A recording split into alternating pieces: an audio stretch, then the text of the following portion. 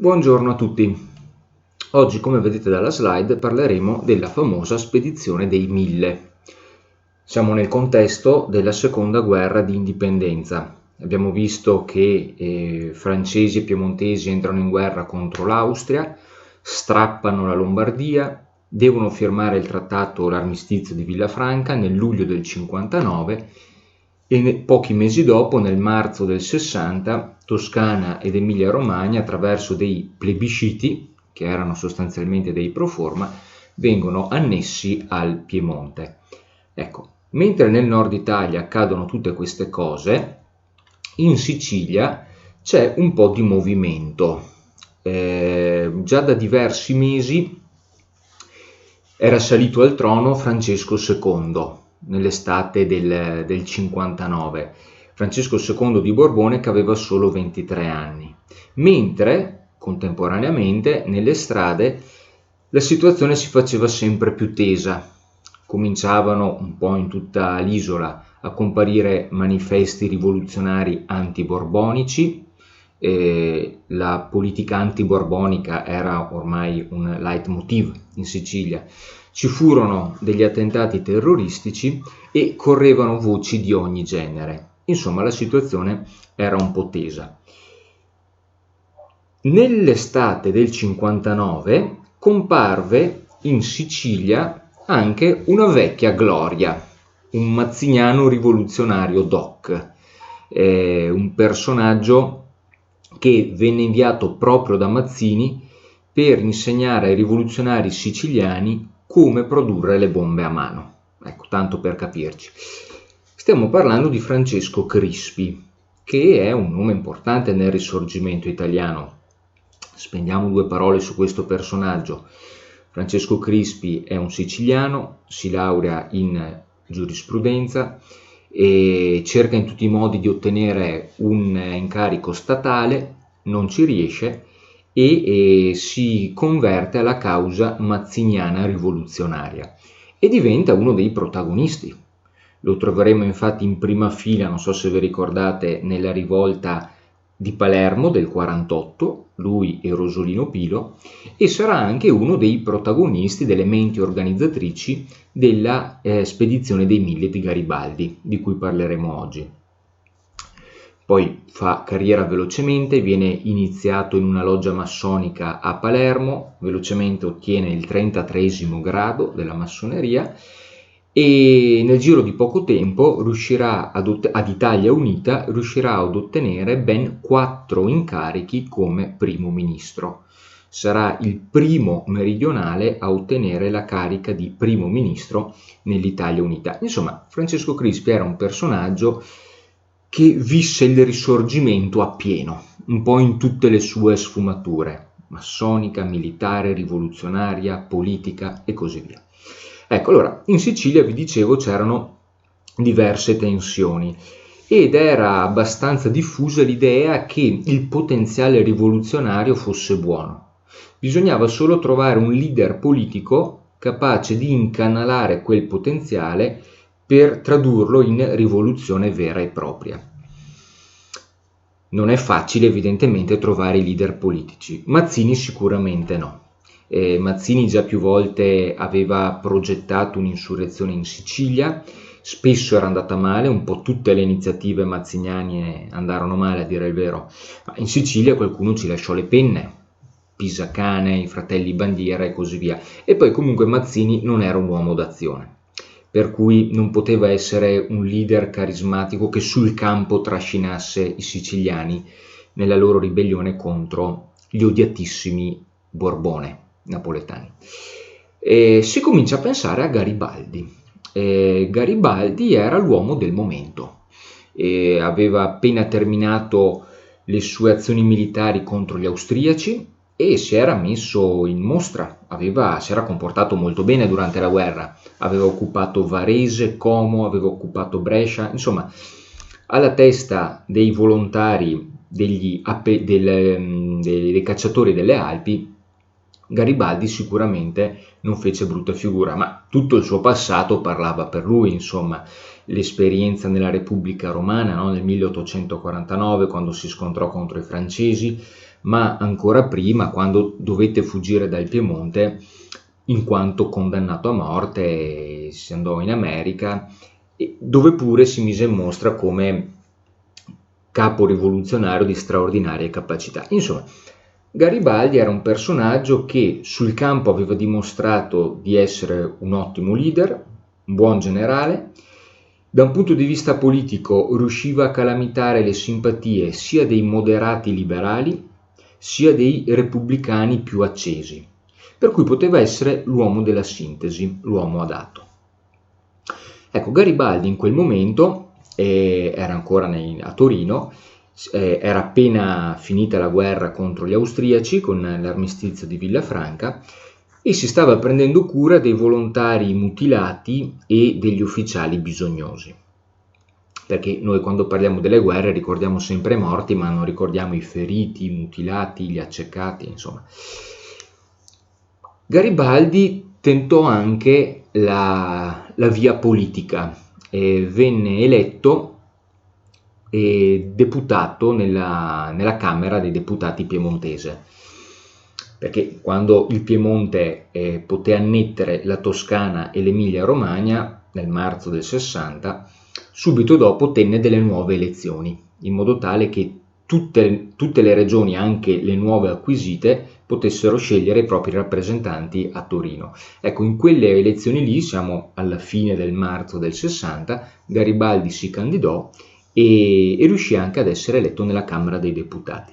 Tenne un discorso famoso, molto indignato, per non dire furibondo, a causa della cessione di Nizza, città da cui proveniva, era originario di Nizza Garibaldi, Nizza che venne ceduta alla Francia per poter annettere legalmente la Toscana e l'Emilia Romagna. Estremamente deluso dalla cessione di una città italianissima, diceva Garibaldi, che non doveva essere ceduta ai cugini francesi. Ecco, in questo contesto Francesco Crispi, che nel frattempo torna dalla Sicilia e si reca a Torino, avvicina Garibaldi cercando di forzargli la mano, cioè cercando di convincerlo a tutti i costi di mettersi a capo di una spedizione, recarsi in Sicilia e guidare una rivolta anti-borbonica. Garibaldi subito non è molto per la quale, a dire il vero, tentenna parecchio. Amareggiato per la perdita di Nizza, pensava addirittura di ritirarsi a vita privata, ma in ogni caso Garibaldi disse e scrisse che si sarebbe messo a capo di una spedizione non per sobillare una rivoluzione, ma solo per guidarla. Quindi in Sicilia avrebbe già dovuto scoppiare una rivoluzione e solo in quel caso Garibaldi si sarebbe recato a cose fatte, per così dire, per guidarla col suo carisma e come dire, portarla al suo compimento finale. Mai si sarebbe azzardato ad accendere lui stesso le polveri, era troppo rischioso. Temeva di fare la fine dei fratelli Bandiera o di Pisacane, che appunto finirono, come sappiamo, no? Condannati a morte. Per cui Garibaldi da questo punto di vista fu molto chiaro e nelle sue intenzioni eventualmente avrebbe potuto capitanare una rivolta già scoppiata in Sicilia solo con l'avallo dello Stato piemontese. È un Garibaldi che piano piano comincia, tra virgolette, a istituzionalizzarsi. Nella primavera del 60 le cose in Sicilia hanno un loro sviluppo e cominciano a scoppiare delle agitazioni qua e là, agitazioni di stampo anti-borbonico, soprattutto a causa dell'odiatissima tassa sul macinato, una tassa che gravava soprattutto sui contadini e che i ceti più umili assolutamente non potevano sopportare. Complessivamente parliamo di rivolte però abbastanza anarchiche, non politicamente inquadrate e indirizzabili. Si riversarono per le strade e anche di entità piuttosto modesta. Si riversarono nelle strade o nelle campagne bande di contadini, la criminalità organizzata, alcuni ladri, gente facinorosa che non vedeva l'ora di confrontarsi con la polizia o con i militari, insomma c'era un po' di tutto. Ecco, in questo clima non eccessivamente grave ma un po' caotico si getta anche un altro mazziniano, un altro tra l'altro siciliano, massone e amico di Francesco Crispi, che era Rosolino Pilo. Rosolino Pilo nell'aprile del 60 sbarca a Messina con una barba lunga, con i capelli lunghi che erano il contrassegno, per così dire, del rivoluzionario internazionale, e con un sacco di casse piene di bombe a mano da distribuire ai rivoluzionari, dicendo che presto sarebbe arrivato Garibaldi. L'intenzione era quella di tenere alta la tensione pre-rivoluzionaria in modo tale da far trovare a Garibaldi il terreno pronto, ciò che Garibaldi richiedeva per mettersi a capo di una spedizione. Ecco, ovviamente Rosolino Pilo lavora di squadra con Francesco Crispi, perché mentre Pilo era in Sicilia che faceva e diceva queste cose, Crispi era a Torino che tutti i giorni pressava Garibaldi affinché si mettesse a capo di questa benedetta spedizione.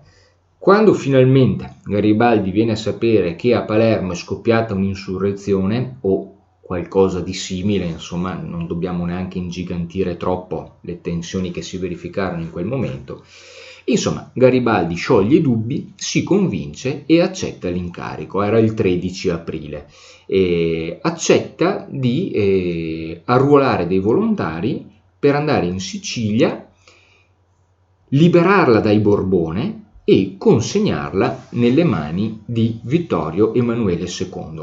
Il programma di Garibaldi era chiarissimo, onde evitare qualsiasi tipo di malinteso. 2 parole, Italia e Vittorio Emanuele. Questo era lo slogan o il programma di Garibaldi all'alba della partenza verso la Sicilia. Italia, perché non doveva trattarsi di un'espansione del Piemonte, e Vittorio Emanuele. La Sicilia non sarebbe finita nelle mani dei democratico-repubblicani, ma sarebbe stata annessa al Piemonte e quindi guidata da Casa Savoia. Cominciano gli arruolamenti, tutti i vari volontari che si comincia innanzitutto a fare propaganda, un po' in tutta Italia si viene a conoscere nel giro di pochissimo questa iniziativa di Garibaldi. I volontari vengono fatti convogliare su Genova, dove nel frattempo anche Garibaldi aveva preso dimora, e ci si preparava a salpare. Ecco, la cosa non era così facile, evidentemente, perché aveva una forte rilevanza politica. Le reazioni politiche a questo progetto di spedizione garibaldina furono diverse e soprattutto era interessante vedere quello che avrebbe fatto Cavour, che era la mente politica, nonché fondamentalmente capo politico della situazione. Cavour, che era primo ministro piemontese, non era favorevole alla spedizione garibaldina. In cuor suo non era favorevole, perché innanzitutto si trattava di avvallare l'ennesima guerra d'aggressione. Perché Garibaldi cosa stava facendo? Stava andando in Sicilia e come dire, fomentando una rivolta anti-borbonica. La Sicilia faceva parte del Regno delle Due Sicilie, era uno stato sovrano, era un atto di guerra vera e propria, un atto di guerra d'aggressione ancora una volta eventualmente sponsorizzato dal Piemonte, che già ne aveva fatte parecchie di guerre d'aggressione e che già era stato accusato dalla diplomazia di mezza Europa, Cavour soprattutto, di perseguire una politica guerrafondaia all'alba della guerra contro gli austriaci nel 1859. Per cui Cavour da un lato temeva le reazioni internazionali fortemente negative, dall'altro lato temeva anche se era improbabile, la buona riuscita della spedizione garibaldina. Se Garibaldi con i suoi volontari, che erano tutti politicamente o quasi tutti insomma, democratico-repubblicani, fosse riuscito a liberare la Sicilia dai Borbone, la Sicilia avrebbe potuto diventare una repubblica a sé stante. e una repubblica che avrebbe potuto, come dire, cavalcare il desiderio o la retorica dell'unità d'Italia e porsi in contrapposizione con Casa Savoia, che era una monarchia, come palladini a guida dell'unità nazionale. Per cui Cavour, da scafato politico qual era, aveva più di qualche ragione per opporsi a questa spedizione. D'altro canto, Cavour era in difficoltà perché l'opinione pubblica non aveva affatto digerito la cessione di Nizza, italianissima, alla Francia. Nemmeno della Savoia, ma almeno in Savoia parlavano il francese, anche Cavour parlava il francese, però era già più italiano, per così dire. Nizza era una regione di lingua, di tradizione più italiana o italica che francese. L'opinione pubblica non l'aveva digerito, per cui a Cavour si prospettava la possibilità di compensare quella delusione conquistando la Sicilia, con l'ennesima guerra d'aggressione. E soprattutto sarebbe stato un atto politico, come dire, temerario e vietare assolutamente a Garibaldi di provarci, perché a conto che Cavour aveva appena ceduto Nizza alla Francia, per di più avrebbe anche ufficialmente vietato a Garibaldi la possibilità di conquistare la Sicilia. Cavour la risolve al modo suo, tipicamente cavouriano. Ufficialmente non approva la spedizione garibaldina, di fatto non fa nulla per impedirla. E qui riemerge la vecchia volpe di Cavour. Perché? Perché se Garibaldi avesse fallito, e Cavour era convinto che Garibaldi avrebbe fallito, disse Cavour: vadano pure a scornarsi in Sicilia, faranno la fine di Pisacane. Ecco, qui è una delle poche volte in cui Cavour prese un grosso granchio.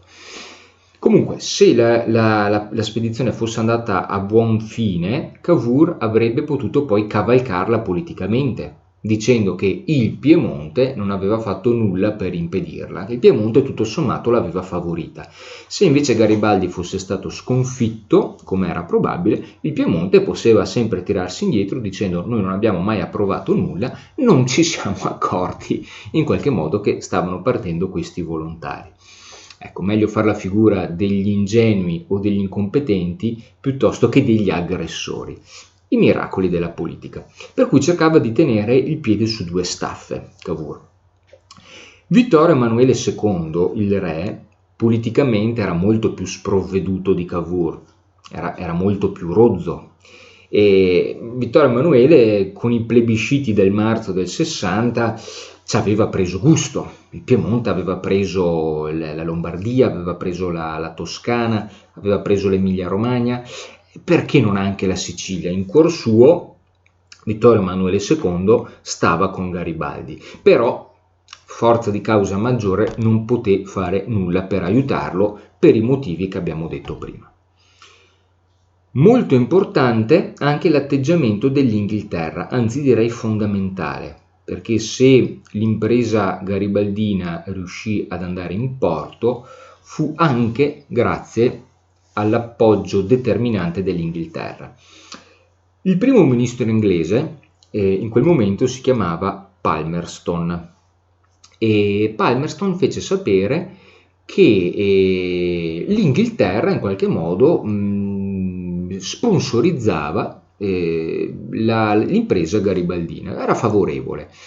Il primo ministro si fece portavoce di un'opinione pubblica, specialmente liberale in Inghilterra, estremamente favorevole a Garibaldi. Garibaldi godeva di moltissima simpatia in Inghilterra e gli inglesi spesso raccolsero delle collette da destinare a Garibaldi per le sue imprese militari. Per cui il primo ministro Palmerston, facendosi interprete del sentimento generale, espresse sentimenti favorevoli a questa spedizione garibaldina. Certo era però che in ogni caso, qualsiasi cosa fosse successo, la Francia non doveva ottenere nessuna acquisizione territoriale. Già l'Inghilterra andò su tutte le furie quando la Francia ottenne la Savoia dal Piemonte e sicuramente non poteva ottenere altri territori, tantomeno la Sicilia. come dire, assicuratosi che la Francia non avrebbe ottenuto nulla, il premier inglese, come dire, benedisse a voce l'impresa garibaldina. Certo, il supporto inglese a Garibaldi non dipese solo dalla simpatia che gli inglesi nutrivano per Garibaldi, politicamente sarebbe un po' poco. C'è anche da dire che l'Inghilterra e i Borbone di Napoli era da anni che ormai erano ai ferri corti, perché mi ricordo che durante l'epopea napoleonica i francesi giunsero a Napoli e istituirono la Repubblica Partenopea. I Borbone dovettero fuggire in Sicilia e vennero protetti in Sicilia dalla flotta britannica. E fu poi la flotta britannica, con a capo Orazio Nelson, che riuscirono a reintrodurre i Borbone a Napoli cacciando i francesi. Per cui, forti dell'aiuto che diedero ai Borbone nel momento di difficoltà, gli inglesi ritenevano di poter, di poter contare sulla fedeltà incondizionata di Napoli.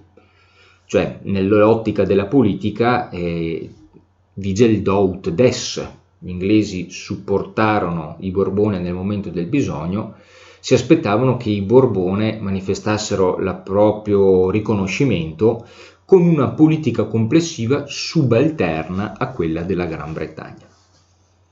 I Borbone non fecero questo e cominciarono fin da subito col congresso di Vienna a sviluppare e a mantenere una politica indipendente e autonoma. Non solo, addirittura i Borbone a un certo punto si allearono ufficialmente con la Russia, che era il più acerrimo nemico della Gran Bretagna. Questo la Gran Bretagna non lo perdonò mai ai Borbone, e tanto è vero che poi questa politica d'autonomia borbonica si tradusse anche in atti concreti. Quando la Gran Bretagna aveva bisogno di supporto militare per alcune operazioni belliche, per esempio negli anni 30 in Spagna, quando francesi e inglesi intervengono in una guerra civile, la cosiddetta prima guerra carlista, o per esempio in Crimea nel 1855, quando ancora francesi e inglesi intervengono contro i russi, ebbene in entrambi i casi Napoli si guarda bene dall'inviare dei militari a supporto degli inglesi, e gli inglesi se la legarono al dito. Viceversa, cosa fece Cavour? Esattamente il contrario. Mandò una spedizione militare in Crimea per avvicinarsi il più possibile alle grandi potenze, sapendo che ad essere amici dei potenti ci si guadagna sempre qualcosa, come infatti poi è avvenuto. Non solo, i Borbone attuavano una politica economica protezionistica, significa che il regno delle due Sicilie era praticamente impenetrabile per le merci inglesi, che non potevano esportare là. Viceversa, Cavour cosa fece? Liberismo economico. Per cui vedete la differenza sia da un punto di vista politico che militare che economico. Cavour si lega alle grandi potenze, soprattutto l'Inghilterra. I Borbone fanno esattamente il contrario. Risultato che la grande superpotenza del tempo, l'Inghilterra stava costruendo un impero mondiale, appoggia Torino, appoggia Garibaldi, non appoggia i Borbone. Guardate che già nel 1848, quando la Sicilia sembrava sul punto di separarsi da Napoli, gli inglesi avevano già detto che avrebbero garantito l'indipendenza della Sicilia da Napoli, posto che i siciliani avessero accettato come proprio re un membro di Casa Savoia. Quindi capite che l'asse tra il Piemonte e l'Inghilterra giocò un ruolo fortissimo nel supportare Garibaldi in questa sua spedizione contro i Borbone napoletani. Cioè, in sostanza l'Inghilterra ambiva a fare quantomeno della Sicilia un'isola amica, e sotto i Borbone questo non era possibile. Dalla Sicilia gli inglesi importavano molti prodotti agricoli, importavano lo zolfo, importante per produrre la polvere da sparo. Era importante che politicamente la Sicilia fosse amica e Garibaldi forse avrebbe potuto cambiare le carte in tavola.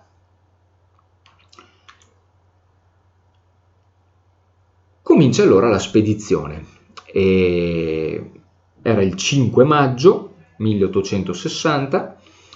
Una quarantina di garibaldini si recano al porto di Genova, sequestrano 2 piroscafi, cioè 2 battelli a vapore, che avevano 2 nomi significativi, tra l'altro, il Piemonte e il Lombardo, e traghettano i 2 piroscafi fino a Quarto, vedete Quarto si trova qui, vicino a Genova, e a Quarto tutti i volontari garibaldini si imbarcano su questi 2 piroscafi. Era l'inizio della famosa spedizione dei 1000, chiamata anche la spedizione dei filibustieri, secondo la stampa europea che seguiva con molto interesse e che sarà sempre maggiore nelle settimane successive, la spedizione di Garibaldi. E si tratta di queste 1000 persone, in realtà erano un po' di più, erano 1162 per essere precisi, si arrotonda e la storia li ha consacrati come l'impresa dei 1000. Ecco, questi 1000 garibaldini erano molto eterogenei, a dire il vero. Le provenienze erano le più disparate.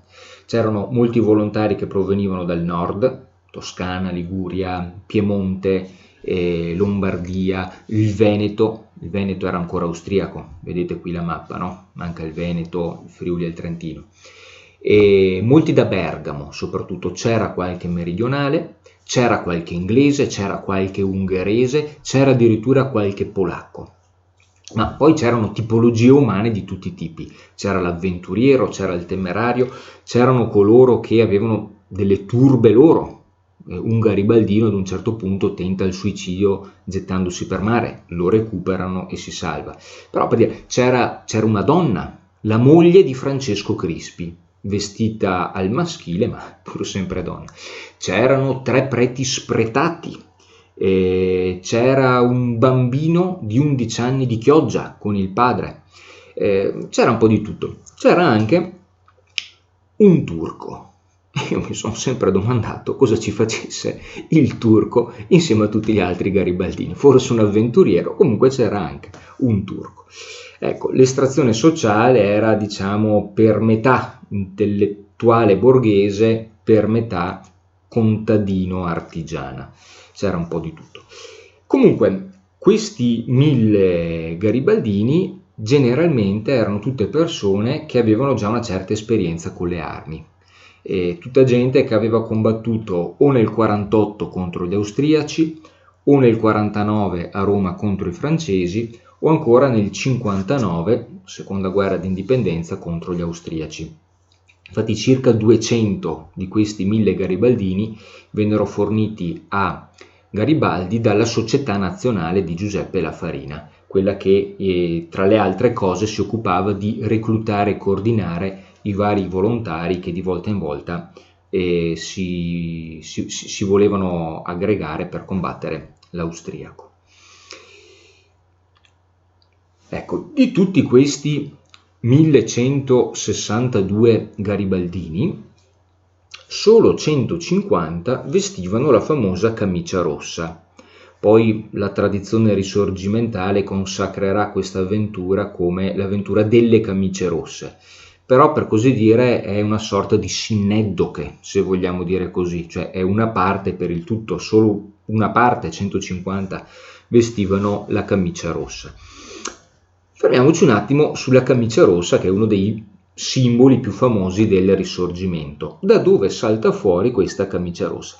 La camicia rossa era la divisa usata da Garibaldi e dalla sua legione italiana in Uruguay, in Sud America. E quando Garibaldi giunse in Uruguay nel 1834 venne posto a capo di questa legione italiana. Tra le altre cose e aveva anche l'esigenza Garibaldi di vestire con uniforme degne i propri uomini. Avevano, come tutti i rivoluzionari, pochi soldi. Garibaldi compra una partita di camicie rosse, fatte di lana rossa, che in quel momento lì per varie ragioni sul mercato costava poco. Fatta di lana rossa e destinata, pensate un po', ai macellai uruguaiani. La camicia rossa dei macellai doveva servire per confondere le macchie di sangue, perché il macellaio taglia la carne e potete immaginare il sangue va un po' dappertutto. Ecco, per coprire gli spruzzi di sangue usavano vestire di rosso. Siccome quella tunica di lana rossa in quel momento costava poco, Garibaldi ne acquistò una partita e vestì i propri uomini con divise rosse. Da quel momento la divisa rossa divenne un simbolo e Garibaldi decise anche di riutilizzare quella divisa in questa sua nuova spedizione, appunto l'impresa dei 1000. Ripeto, non tutti vestivano la camicia rossa, solo 150.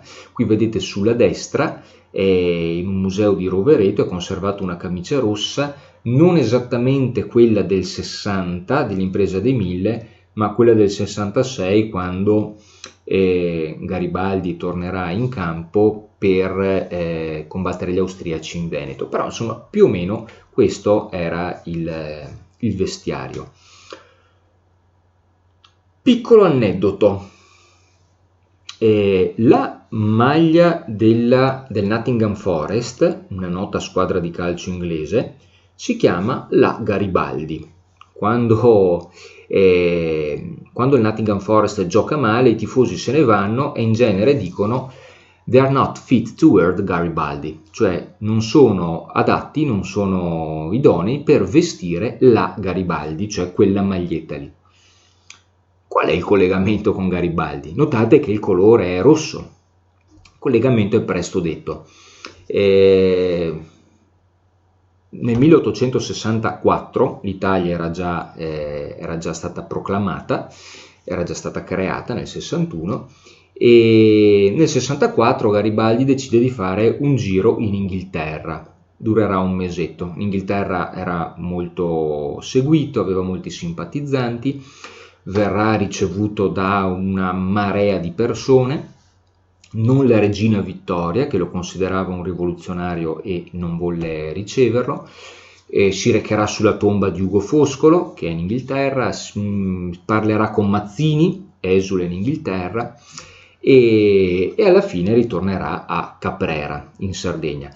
Ebbene, in quel bagno di folla, Garibaldi colpì anche l'immaginario di 15 amici o conoscenti che l'anno dopo a Nottingham decisero di creare una nuova squadra di calcio. Il calcio stava nascendo in questo momento, praticamente era ancora un calcio un po' rudimentale. Decidono di istituire una squadra e redigono il regolamento, nel quale venne espresso che il colore ufficiale del club doveva essere il rosso, come la camicia rossa di Garibaldi, che tanto aveva colpito l'immaginario pubblico europeo ed inglese in particolare. Poi pensate un po', e chiudo, 20 anni dopo, quindi circa verso gli anni 80, due giocatori del Nottingham Forest si trasferiscono a Londra, in un quartiere particolare, Woolwich, e riceveranno dal Nottingham Forest un pallone e una muta di maglie rosse. Questi giocatori poi saranno i capostipiti di un nuovo club che verrà fondato di lì a poco, che sarà l'Arsenal. E non a caso anche l'Arsenal, vedete la maglia qua sotto, veste di rosso. Cioè voglio dire che sia il rosso del Nottingham Forest sia il rosso dell'Arsenal dipendono direttamente o indirettamente dal rosso delle camicie rosse di Garibaldi. Chiuso l'aneddoto folcloristico.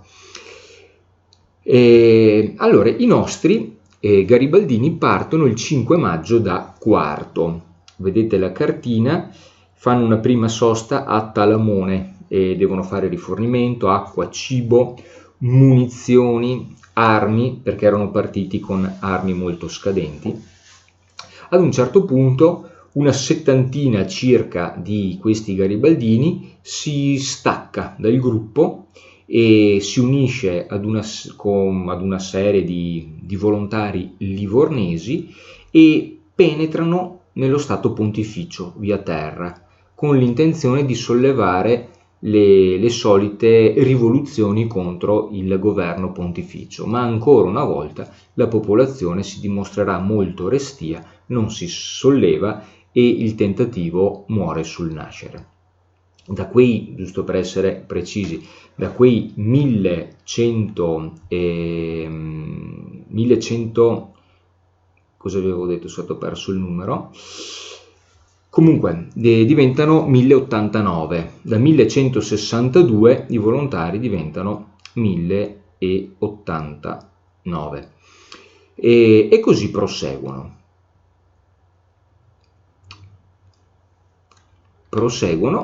e finalmente giungono nei pressi della Sicilia. Vedete, lo sbarco avvenne a Marsala l'11 maggio. Ecco, non era così facile sbarcare in Sicilia sulla carta, perché la Marina borbonica disponeva di ben 22 navi da guerra, più altre 10 navi a vela. Le 22 da guerra erano a vapore, altre 10 a vela, che incrociavano continuamente il mare nella speranza di intercettare i due piroscafi, di cui ormai tutti erano a conoscenza. Garibaldi conosceva il Mar Tirreno molto bene, da giovane marinaio lo aveva attraversato più volte, riesce ad imboccare delle rotte che gli consentono di dribblare e di bypassare la Marina borbonica, se non che l'11 maggio giunge a Marsala e comincia a sbarcare uomini e mezzi. Proprio mentre cominciavano queste operazioni di sbarco, una nave da guerra borbonica si avvicina al porto. I cannoni erano carichi, era pronta a fare fuoco. I garibaldini se la sarebbero vista molto brutta, perché, ripeto, erano in un'operazione di sbarco delicata, erano vulnerabili, probabilmente sarebbero stati sbaragliati o comunque avrebbero subito un colpo durissimo, anche perché erano pochi, erano 1000. Se non che, proprio in quel momento, intervengono due navi da guerra inglesi. Come vi dicevo, il supporto politico e morale dato dalla Gran Bretagna a Garibaldi poi si traduce in aiuti concreti. Saranno 3 le circostanze in cui l'intervento inglese sarà determinante per la buona riuscita dell'impresa garibaldina. La prima occasione è proprio questa, perché queste due navi da guerra cosa fanno? Si mettono di traverso sostanzialmente tra la nave borbonica e i piroscafi garibaldini. I Borbone mai avrebbero osato fare fuoco sulle navi inglesi, perché lì sì significava svegliare il can che dorme, cioè indispettire l'Inghilterra, che già aveva 1000 motivi di contrasto con Napoli. Per cui, pur di non urtare la suscettibilità degli inglesi, i Borbone rinunciano a sparare e i garibaldini possono con la massima tranquillità, o quasi, terminare l'operazione di sbarco e mettersi al sicuro nell'entroterra. Tanto più che quella nave da guerra borbonica a bordo non aveva fanteria da sbarco, per cui era una nave che poteva combattere solo sul mare, non poteva far sbarcare le truppe perché non aveva uomini specializzati per quel compito. Per cui, terminato lo sbarco da parte dei garibaldini, la nave borbonica non poté fare altro che rimanersene al largo, stando a guardare quello che sarebbe successo. Ovviamente Napoli inviò una formale protesta diplomatica a Londra, perché di fatto le navi inglesi avevano aiutato Garibaldi a sbarcare, bollando l'atto come un atto di selvaggia pirateria consumato da un'orda di briganti. Questo era il linguaggio nella nota diplomatica, ma Londra se ne infischiò altamente e il tutto finì lì. Ecco, noi non sappiamo se ci fosse stato un accordo previo tra Garibaldi e la Marina britannica, oppure se fatalità si trovassero lì le due navi inglesi e per qualche motivo abbiano deciso di aiutare Garibaldi. Questo noi non lo sappiamo. Se c'è stato un accordo, quell'accordo è stato mantenuto segreto e non ci sono carte, prove o indizi che ci consentano di dire nulla. Certo è che Garibaldi, nelle sue memorie, esprime un ringraziamento a dir poco euforico nei confronti della Marina britannica. Sentite un po' cosa scriveva. Dice, proprio in riferimento a questo episodio che vi ho appena raccontato, quando gli incrociatori borbonici, cioè le navi borboniche, giunsero a tiro di cannone, noi avevamo già sbarcato tutta la gente del Piemonte, il primo piroscafo, e si principiava lo sbarco del Lombardo, il secondo piroscafo. La presenza dei due legni, cioè navi da guerra inglesi, influì alquanto sulla determinazione dei comandanti dei legni nemici, cioè delle navi borboniche, naturalmente impazienti di fulminarci con i cannoni, e ciò diede tempo ad ultimare lo sbarco nostro. La nobile bandiera di Albione dell'Inghilterra contribuì anche questa volta a risparmiare lo spargimento di sangue umano. Ed io, beniamino di codesti signori degli oceani, sentite un'espressione interessante, gli inglesi signori degli oceani, perché avevano la flotta più forte del mondo, e io Garibaldi beniamino, cioè loro protetto. Fui per la 100ª volta il loro protetto. Per cui questo legame non particolarmente esplorato e conosciuto tra l'Inghilterra e Garibaldi è certo, è palese. Non sappiamo fino a che punto la cosa fosse stata preventivata oppure no. Ecco, giusto per darvi qualche altra informazione, vedete, questo è un cannone che si trova al Museo Storico Navale di Venezia. È emblematico, no? Perché vedete cosa porta impressa? La scritta English Testimonial to Garibaldi, August 1860, e cioè come dire, segno d'amicizia inglese a Garibaldi dell'agosto 1860. L'agosto del 1860 erano pochi mesi dopo, Garibaldi era ancora in Sicilia, ok? E gli inglesi si sentirono di testimoniare questa loro vicinanza anche attraverso il dono di un cannone e quindi potenziando l'artiglieria dei garibaldini. Bene, Garibaldi riesce a sbarcare a Marsala, vedete sulla slide dove si trova.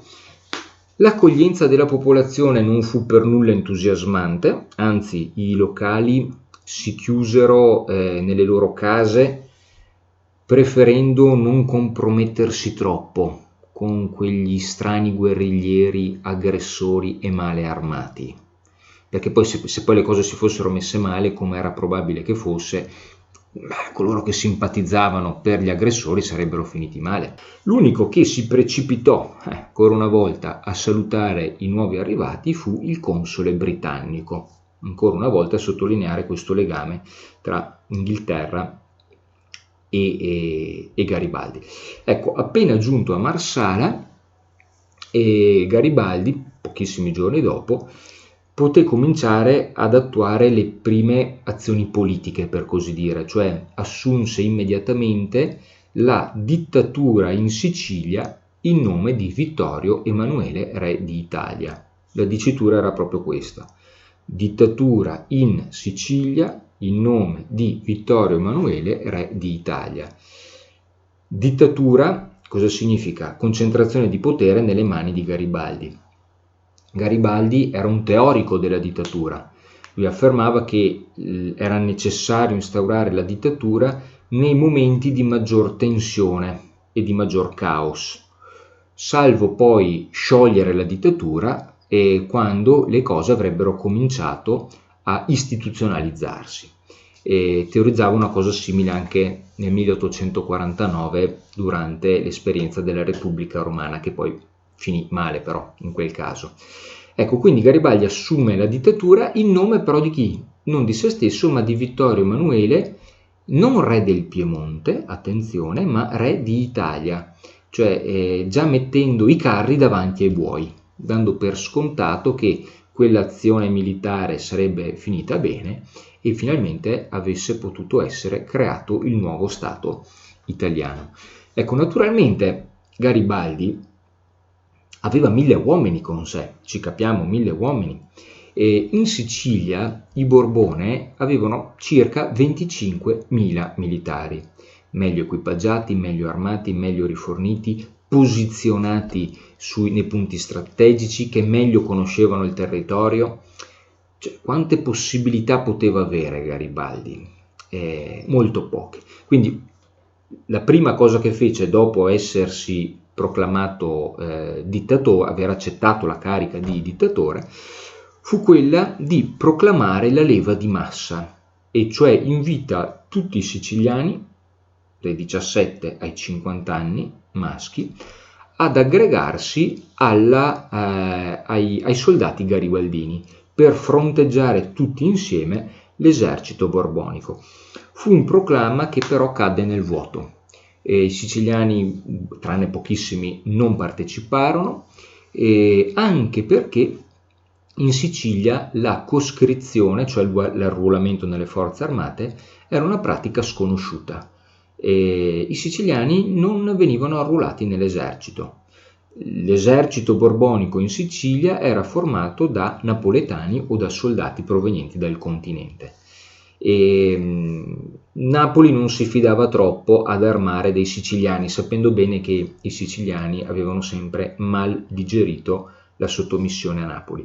Per cui il fatto stesso di invitare alle armi i siciliani indispettì molto i siciliani e provocò molta ostilità.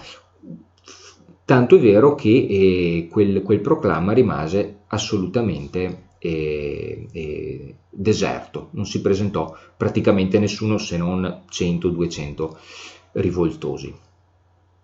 A un certo punto pensate che Garibaldi aveva così bisogno di uomini che emana un altro manifesto che si intitolava Ai buoni preti, perché invitava anche i preti ad arruolarsi. C'è da dire che il clero siciliano generalmente appoggiava la causa siciliana in funzione antiborbonica. Quello sì, però sarebbero stati certamente i preti a far propendere la bilancia a vantaggio di Garibaldi in caso di scontro militare.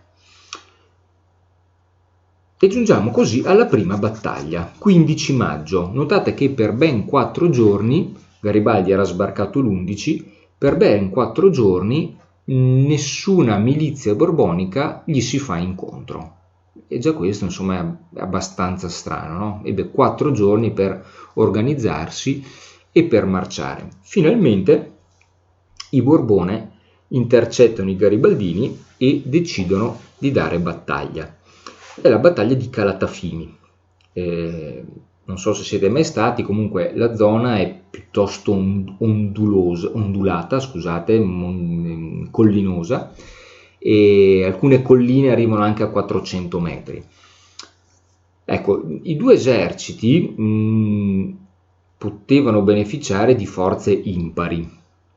I borbonici erano di più dei garibaldini, erano circa 2100, erano meglio equipaggiati e avevano occupato una posizione migliore, sopra una collina. Viceversa, i garibaldini erano meno, erano circa 1300, i 1000 di Garibaldi più circa 200 volontari siciliani che si sono aggregati, erano peggio equipaggiati e soprattutto occupavano una zona più sfavorevole perché erano ai piedi della collina. Vero è che le milizie borboniche non erano esperte di combattimento perché non avevano mai combattuto sostanzialmente. Il regno delle due Sicilie non era un regno, non aveva adottato una politica aggressiva come quella del Piemonte, per cui aveva avuto anche molte meno occasioni per combattere. Mentre i volontari di Garibaldi erano degli esperti, avevano combattuto in più occasioni sia contro gli austriaci sia contro i francesi, che erano tra gli eserciti più forti al mondo in quel momento, per cui erano sicuramente più rodati rispetto ai loro nemici. Però tutti gli altri elementi propendevano a favore delle milizie borboniche. Bisogna spendere una parola anche sui generali, perché i generali fanno la differenza, o gli ufficiali in generale fanno la differenza in guerra. A Calatafimi le truppe borboniche erano guidate dal generale borbonico Don Francesco Landi. Si chiamava Don non perché fosse un prete, ma perché è un titolo onorifico, Dominus, Don Francesco Landi. Ecco, questo Don Francesco, insomma, non era probabilmente l'uomo più adatto da schierare in quel momento. Possiamo dire l'uomo sbagliato nel momento sbagliato, nel luogo sbagliato. Aveva 67 anni, quindi era piuttosto anziano, aveva problemi di prostata e non riusciva a cavalcare. Pensate che lui seguiva le truppe col calesse. Le truppe andavano avanti o a piedi o col cavallo, lui seguiva col calesse. Capite che non era, come dire, il trascinatore più carismatico di questo mondo. Ecco, non solo, il generale Landi non aveva nemmeno ben chiara la situazione a Calatafimi. Lui era convinto di trovarsi di fronte a un reggimento piemontese. In 4 giorni non era riuscito a ottenere le informazioni corrette sui propri nemici, che non si trattava di esercito regolare, ma di, come la definiva la stampa europea stessa, una spedizione di filibustieri, cioè di gente molto eterogenea che si lancia, per così dire, in una spedizione piuttosto azzardata. Avrebbe potuto Landi aspettare dei rinforzi, invece per qualche ragione decide di non aspettarli, forse sottovaluta il nemico, decide di dare battaglia e i due contingenti si scontrano a Calatafimi. Dall'altra parte che abbiamo? Al generale Landi chi corrisponde dall'altra parte? Corrisponde Garibaldi, che era esattamente il contrario. Garibaldi era l'uomo, così diceva il mito, che non aveva perso mai nessuna battaglia. Questa era la fama che si trascinava dietro. Non era vero, a Roma aveva perso, per dire, però la fama era tale per cui Garibaldi era l'invitto. Di Garibaldi si esaltavano le doti militari, si esaltava la virtù, una vita e uno stile di vita molto frugale, se doveva dormiva dove capitava, mangiava sempre in maniera molto morigerata, coerente con se stesso. Si esaltavano le doti fisiche di Garibaldi, spesso e volentieri lo si rappresentava con una fisionomia, un'anatomia molto simile a quella di Gesù Cristo, per dire. E dopo Garibaldi era un grandissimo trascinatore, uno che in battaglia si schierava in prima fila, sguainava la sciabola e si lanciava all'attacco, anche a costo di rischiare di prendere una pallottola, come poi anche capiterà. Ecco, per cui due generali completamente diversi. Certo, i bookmakers del tempo, cioè gli scommettitori, avrebbero detto che tutta la vita avrebbero vinto i borbonici, avrebbero potuto ripeterlo 100 volte quello scontro e per 100 volte avrebbero vinto i borbonici. Scoppia la battaglia, Garibaldi è in prima fila e chiama a raccolta i suoi. Ad un certo punto le cose si mettono un po' male per Garibaldi, lo avvicina un suo luogotenente, uno dei suoi generali più stretti, Nino Bixio, genovese, il quale vede che le cose si mettono male e suggerisce a Garibaldi di ritirarsi. E a quel punto Garibaldi diede quella famosa risposta, che in realtà non diede, ma che poi la propaganda risorgimentale successiva gli mise in bocca. La risposta famosissima fu questa. A Bixio, che chiedeva a Garibaldi di ritirarsi, Garibaldi rispose: qui si fa l'Italia o si muore. Ecco, non diede quella risposta, ma sicuramente Garibaldi era consapevole di un fatto, che se si fosse ritirato in quel momento avrebbe perso definitivamente. Perché? Perché a quel punto tutti i volontari che in lui vedevano un leader vincente si sarebbero disgregati, i borbonici avrebbero preso coraggio, i garibaldini sarebbero stati sgominati. Viceversa, vincendo quella battaglia, avrebbe infiammato d'entusiasmo moltissimi siciliani che a quel punto, se prima erano indecisi, potevano più facilmente saltare sul carrozzone vincente di Garibaldi, sperando di cacciare i napoletani dalla Sicilia, per cui sapeva di giocarsi il tutto per tutto Garibaldi. Qui o si fa l'Italia o si muore, per cui Garibaldi si intestardisce e alla fine la storia diede ragione a lui, perché il generale Landi decide di arrendersi, decide di ritirarsi, decisione clamorosa, nonostante avesse tutti gli elementi per poter vincere la battaglia. I garibaldini contarono 30 morti, i borbonici ne contarono 150. Per i borbonici non fu una disfatta, assolutamente, ma viceversa per i garibaldini fu una vittoria straordinaria. Non tanto da un punto di vista militare, ma da un punto di vista, come dire, psicologico, politico, da un punto di vista morale, perché a quel punto, come ripeto, Garibaldi confermava la nomea di generale invitto e cominciò a calamitare sempre più attenzione e volontari nei suoi ranghi. Si sparse la voce, perché quella sconfitta fu clamorosa, si sparse la voce che il buon Don Francesco Landi fosse in realtà stato corrotto, ecco perché si ritirò. Ma a dire il vero, gli storici questa voce non sono in grado di confermarlo, per cui rimane un grande punto interrogativo. Diciamo che probabilmente il Landi era più un vile che un traditore, al contrario di molti altri suoi colleghi ufficiali borbonici che invece con molta più facilità si lasceranno corrompere dai piemontesi. Ad ogni modo, vedete, e poi finiamo con il Landi, quando quella sera del 15 maggio Landi si sta ritirando con la sua colonna, manda un telegramma al suo superiore, telegramma che poi verrà intercettato e non verrà mai recapitato al destinatario, ma è molto interessante leggere questo telegramma perché si capisce come il Landi non avesse la più pallida idea di ciò che gli stava capitando attorno. Vedete cosa scriveva?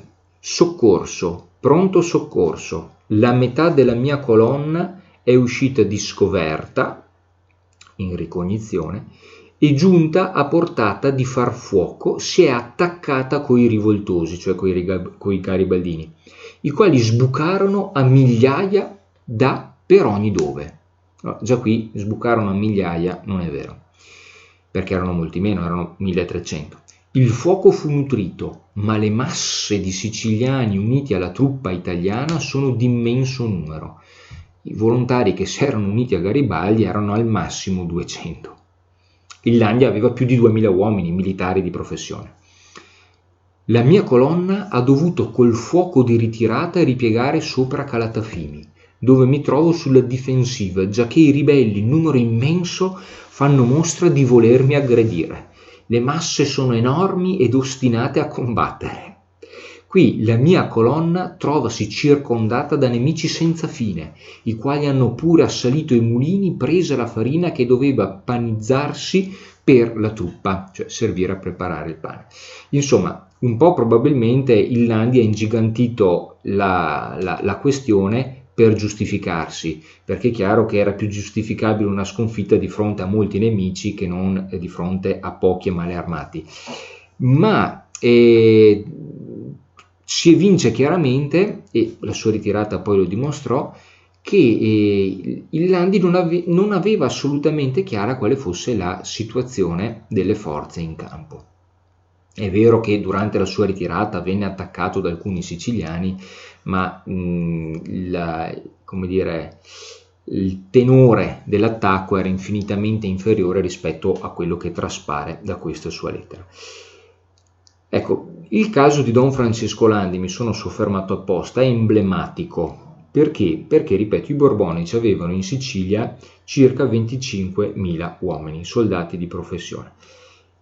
E per quanto fossero privi di esperienza, come fecero 25.000 soldati a perdere un'isola di fronte a un attacco che inizialmente era di 1.000 uomini, 1.300?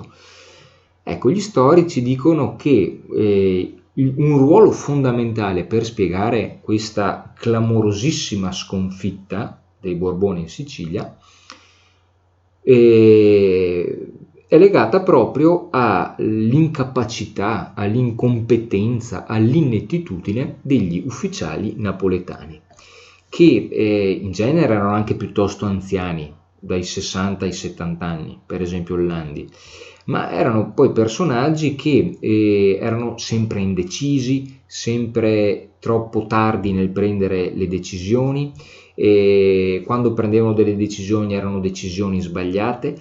Di incertezza in incertezza i borbonici persero sempre più terreno, conseguentemente aumentò sempre di più l'entusiasmo e la speranza di poter uscire vittoriosi da parte dei contadini siciliani, e innestandosi questa sorta di circolo virtuoso, piano piano i borbonici si ritirarono sempre di più fino a quando vennero cacciati dalla Sicilia. Ecco, è una spiegazione che gli storici danno che però, insomma, a mio avviso lascia ancora aperti molti punti interrogativi. Ad ogni modo, la marcia garibaldina prosegue fino a Palermo, vedete lì, 27 maggio. E la battaglia a Palermo dura circa 10 giorni, dal 27 maggio al 6 giugno. Palermo, anche qui vedete, era presidiata da 21.000 uomini, 21.000 soldati. Garibaldi arriva presso Palermo con i suoi 1.000 uomini più qualche migliaio di insorti, che a quel punto lì cominciarono ad aumentare per i motivi che ho detto prima. I borbonici mostravano le prime incertezze e molti indecisi si buttano nella mischia. L'unica speranza che aveva Garibaldi di espugnare Palermo era sperare in una sollevazione popolare dei palermitani, se no non avrebbe avuto nessuna chance. Si approccia a Palermo, riceve tra l'altro delle cartine sulla struttura difensiva della città da parte degli inglesi, che ancora una volta gli danno una mano. Garibaldi concentra le proprie forze su una porta in particolare, Porta Termini, era una delle 12 porte della cortina difensiva di Palermo, e alla fine i garibaldini riescono a sfondare. Sotto un fuoco cocente i borbonici sparano proiettili, cannoni, i garibaldini riescono a entrare a Palermo. Entrati a Palermo, anche i palermitani scendono nelle strade a quel punto lì, insorgono contro la presenza borbonica in città. E scendono nelle strade e cominciano a spuntare delle barricate un po' ovunque, a bloccare tutte le strade e le vie d'accesso. Per i soldati borbonici si mette un po' male, perché a quel punto hanno, come dire, un duplice nemico da affrontare: i garibaldini da un lato, ma anche la popolazione palermitana dall'altro lato. La battaglia infuria per circa 3 giorni, ma né gli uni borbonici né gli altri garibaldini riescono mai a sferrare il colpo decisivo, fino a quando il generale borbonico, che non era più Landi ma in questo caso era Lanza, stipula con Garibaldi 3 giorni di tregua. Garibaldi non può credere alle proprie orecchie, perché era in difficoltà, e la sottoscrive immediatamente. Fortuna volle per Garibaldi che poche ore dopo, pensate un po', le coincidenze della storia, poche ore dopo aver firmato la tregua, giunsero a Palermo migliaia di uomini di rinforzi borbonici, i quali a quel punto sì avrebbero potuto sferrare l'attacco decisivo contro i garibaldini e metterli definitivamente in rotta. Ma giunti i rinforzi, il Lanza decide di mantenere fede all'armistizio, alla tregua meglio, e di non far sparare le armi, non utilizzare le armi per 3 giorni. Ecco, se avesse aspettato 3 ore sarebbero arrivati i rinforzi e chissà cosa sarebbe successo. Garibaldi in quei 3 giorni ovviamente non rimane con le mani in mano, ne approfitta per riorganizzare i suoi, per rinfocolare l'odio atavico dei siciliani contro i napoletani. Giungono munizioni, armi, rifornimenti, cibo.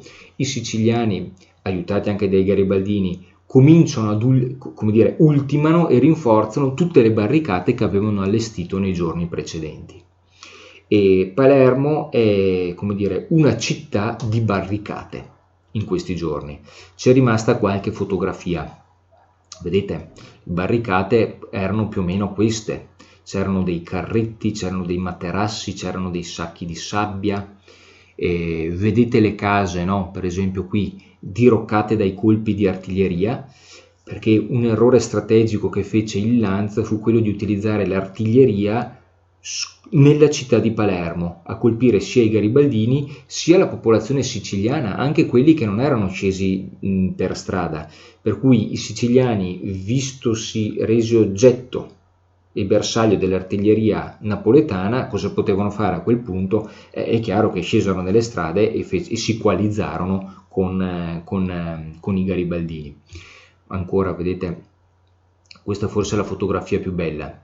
Vedete, questa è una via di Palermo, vedete le barricate fatte da delle botti, in questo caso dei tavoli rotti, e vedete che in questa via ci sono molti livelli di barricate, un primo livello, un secondo livello, un terzo livello, là in fondo forse un quarto. E anche qui vedete materiale utilizzato per le barricate. Finita la tregua si torna a combattere. E ancora una volta il generale Lanza, scoraggiato, accetta la capitolazione, accetta di arrendersi. E anche qua ci si può domandare, qualcuno sospetta che fosse stato corrotto anche lui, qualcuno sospetta una pressione da parte degli inglesi affinché il Lanza si arrendesse. Non lo sappiamo, di fatto si arrende, ottiene la magra consolazione dell'onore delle armi, per cui immaginate una colonna infinita di 20.000 soldati armati di tutto punto che esce da Palermo tra due fila di garibaldini che non avevano neanche un'uniforme condivisa. Ma Palermo cade, era il 6 giugno.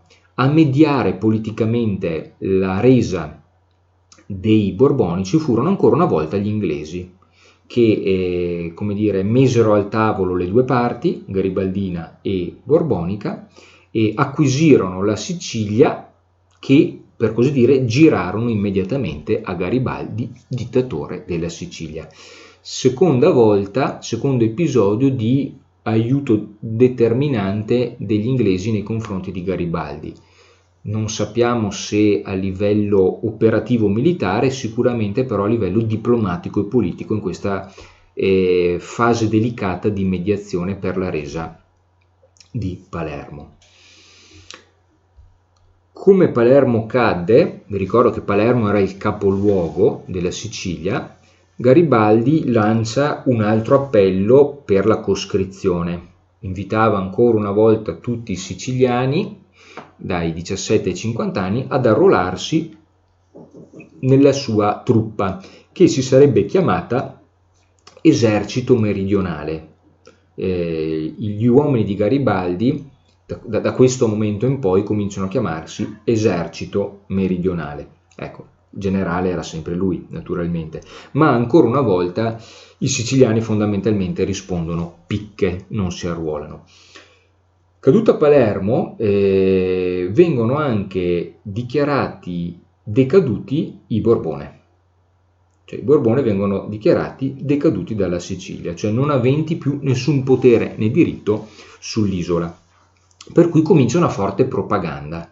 Pensate che da Torino Cavour manda Giuseppe La Farina, presidente della Società Nazionale, in Sicilia con una nave carica di casse piene di manifesti. E cosa c'era scritto su questi manifesti? Vogliamo l'annessione, da affiggere in tutta la città di Palermo. Attenzione però che quei manifesti sui quali c'era scritto vogliamo l'annessione provenivano dal Piemonte. Era una mossa propagandistica per indirizzare politicamente quelle vittorie militari di Garibaldi. Garibaldi stava cacciando i Borbone, ma dopo politicamente cosa sarebbe successo? Ecco che la popolazione, o così sembrava perché i manifesti venivano da Torino, la popolazione invocava l'annessione al Piemonte. Un mese dopo, all'inizio di agosto del 60, lo Statuto Albertino, Costituzione del Piemonte, viene esteso anche alla Sicilia, per cui possiamo dire che la Sicilia a tutti gli effetti viene annessa al Piemonte di fatto e quasi anche di diritto. Dico quasi perché poi ci sarà un plebiscito, ma di fatto insomma ormai le cose erano fatte. Si apre una bella grana per Garibaldi a questo punto, e cioè la questione contadina, che noi cerchiamo di risolvere brevemente. Con la caduta di Palermo viene formato un governo provvisorio guidato da Francesco Crispi, che tanto aveva fatto per convincere Garibaldi a partire e poté finalmente beneficiare di qualche incarico prestigioso. Ecco, Francesco Crispi tentò subito di mettere in moto un processo di riforma sociale, diciamo così, abbassando le tasse e soprattutto abolendo quella odiatissima tassa sul macinato che tanto scontento aveva provocato in tutta la Sicilia. E cercò anche, Crispi, di attuare una riforma per la redistribuzione delle terre demaniali, cioè delle terre appartenenti alla corona, ai Borbone, che a quel punto lì potevano essere avocate dal governo provvisorio e redistribuite ai contadini. Attenzione però, che tutti questi, come dire, questi provvedimenti sociali a beneficio dei contadini erano condizionati. Bisognava che i contadini si arruolassero nell'esercito meridionale di Garibaldi. Garibaldi aveva bisogno di uomini. I Borbone avevano in Sicilia ancora 20.000 uomini e non erano ancora stati scacciati dalla Sicilia, avevano perso Palermo ma non tutta la Sicilia. Per cui lo slogan era: chi si batte avrà la terra. Quindi riforme sociali condizionate però all'impegno militare a favore di Garibaldi. Con queste mosse Francesco Crispi mirava ad andare incontro alle richieste dei contadini, perché attenzione, i contadini, ricordiamocelo bene, si sollevavano in Sicilia e si ribellavano ai Borbone per quale causa politica? Non certo per l'Italia, assolutamente. I contadini si sollevavano contro la pressione fiscale, tassa sul macinato per dire, contro gli abusi dei signori, dei proprietari terrieri e dei borghesi e contro la presenza borbonica da sempre odiata. Quindi quella dei contadini sostanzialmente era una lotta di classe, di tipo economico, non una lotta politica.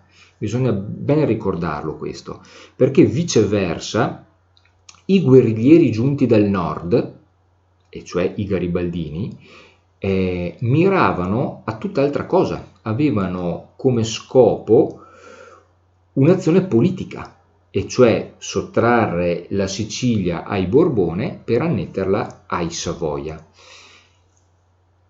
E questo è fondamentale perché questa convergenza di interessi, per non chiamarla questo equivoco di fondo sostanziale, tra garibaldini e contadini siciliani poteva reggere fino a quando c'era il nemico comune, e cioè le milizie borboniche, che dovevano essere cacciate sia per i contadini sia per i garibaldini.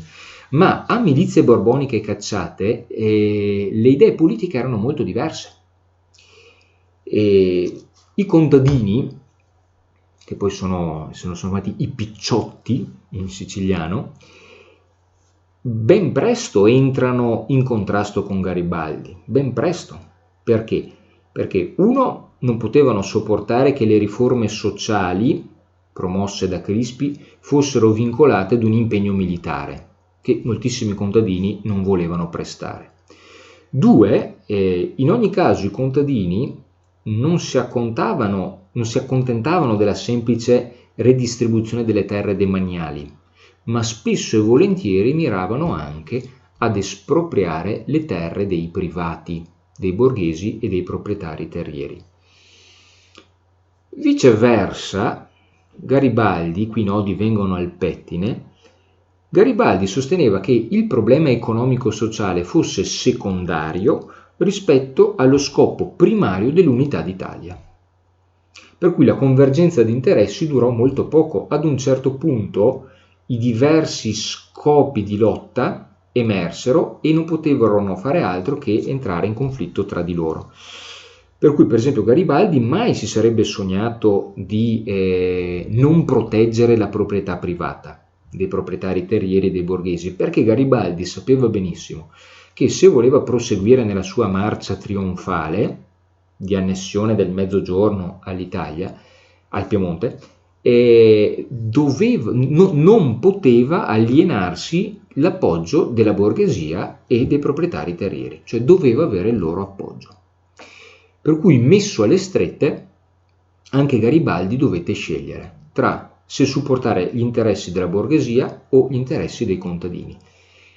Inizialmente sfrutta gli interessi dei contadini per poterli arruolare nel proprio esercito, ma messo alle strette alla fine opta per tutelare gli interessi dei proprietari terrieri, abbandonando sostanzialmente i contadini a loro stessi.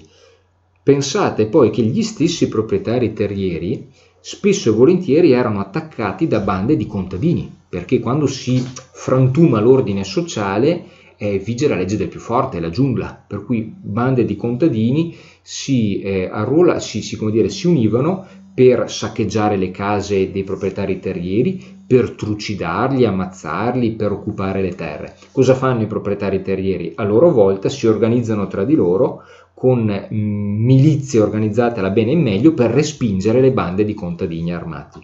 E cominciano a pensare i borghesi che tutto sommato è meglio chiedere aiuto a Crispi e a Garibaldi piuttosto che ai borbonici che ormai sono sulla difensiva, e cominciano a pensare che forse non è neanche male la prospettiva dell'annessione della Sicilia al Piemonte, perché i Savoia avrebbero potuto tutelare gli interessi economici e terrieri dei borghesi molto meglio rispetto a questo debole esercito borbonico. Per cui comincia a verificarsi una saldatura politica molto forte tra Garibaldi e la borghesia o i proprietari terrieri siciliani. Chiaro che quando i contadini cominciano a accorgersi di questa saldatura, cosa fanno? Cominciano ad agire da sé autonomamente e quindi, ripeto, si lanciano all'attacco delle terre e cercano di prendere tutto quello che possono prendere. E questo non poteva essere tollerato da Garibaldi e cominciarono di conseguenza una serie di episodi severamente repressivi di questa lotta sociale messa in atto dai contadini. C'è da dire che qui aveva ragione Mazzini. Mazzini diceva che una rivoluzione non deve poggiare su motivazioni economiche, perché al massimo può sfociare in una rivolta. Una rivoluzione deve poggiare e alimentarsi su ideali. Chi combatte per un motivo economico è più facilmente corrompibile e, ottenuto qualcosa, poi si placa. Chi combatte per un motivo ideale è più difficilmente corrompibile perché non gli interessa la materia, per così dire, gli interessa l'idea e sarà più propenso ad andare fino in fondo. Ecco, qui tutto sommato aveva ragione. Garibaldi inizialmente faleva sulle spinte economiche dei contadini, ma quella spinta economica dura molto poco, tanto è vero che poi i contadini, per così dire, diventano nemici politici di Garibaldi, nella misura in cui attaccavano gli interessi della borghesia siciliana. L'episodio più noto, famosissimo, di ribellione contadina è l'episodio di Bronte, o meglio il massacro di Bronte. Bronte è una cittadina che si trova, vedete sulla mappa, alle falde dell'Etna. A Bronte si trovava una terra che si chiamava Ducea, cioè la terra del duca. È una terra che i Borbone avevano assegnato gratuitamente a Orazio Nelson, ammiraglio della flotta inglese che aveva aiutato i Borbone durante il difficile periodo napoleonico. Poi Nelson muore, come sappiamo, a Trafalgar, nella battaglia di Trafalgar, e quella terra viene tramandata ai suoi successori. Per cui in quel momento lì, 1860, Nella Ducea presso Bronte i proprietari terrieri erano tra l'altro anche degli inglesi. Cosa accade? Che il 2 agosto del 60 scoppiano dei moti contadini e vennero uccisi 16 galantuomini, 16 proprietari terrieri. La stessa proprietà degli inglesi era messa seriamente in pericolo. Il console britannico protesta presso Garibaldi esigendo che facesse rispettare l'ordine e che tutelasse la proprietà privata. I liberali inglesi solidarizzavano con Garibaldi, ma la proprietà privata è un dogma per un liberale e nessuno poteva sognarsi di non fare di tutto pur di proteggerla. Garibaldi si rende conto che se non avesse tutelato la proprietà privata, specialmente in questa occasione a Bronte, non solo si sarebbe alienato l'appoggio della borghesia siciliana, ma rischiava anche di perdere l'appoggio degli inglesi, che egli sapeva benissimo essere fondamentale. Quei signori dell'oceano mi hanno protetto 100 volte, aveva scritto, no? Per cui cosa fa? Invia immediatamente a Bronte il suo braccio destro, Nino Bixio, generale genovese, che non sapeva nulla dei siciliani, né dei loro desideri, né dei loro problemi, e che pure era andato in Sicilia formalmente per liberarli. Si reca a Bronte, allestisce velocemente un tribunale e fa fucilare 5 persone. Molte altre, centinaia di altre, vennero fatte arrestare. Una trentina di contadini addirittura si beccarono l'ergastolo. Quindi una pena esemplare sotto tutti i punti di vista, estremamente severa, estremamente esemplare. Il messaggio politico era chiarissimo. Garibaldi non avrebbe tollerato nessuna minaccia alla proprietà privata. I contadini erano avvertiti. Apro e chiudo parentesi, questi fatti sanguinari di Bronte ispirarono anche una novella di Verga che si intitola Libertà e che poi confluì nelle novelle rusticane. Chiusa parentesi. E ci avviamo verso la fine. Scusate, eccoci qua. 17-24 luglio, battaglia di Milazzo. Abbiamo detto Palermo cade, ci sono queste tensioni sociali con i contadini, i borbonici continuano ad arretrare verso est, quindi verso Messina, e Garibaldi piano piano prosegue la sua marcia. Nel nord Italia, nel frattempo, o se volete nel regno del Piemonte, nel frattempo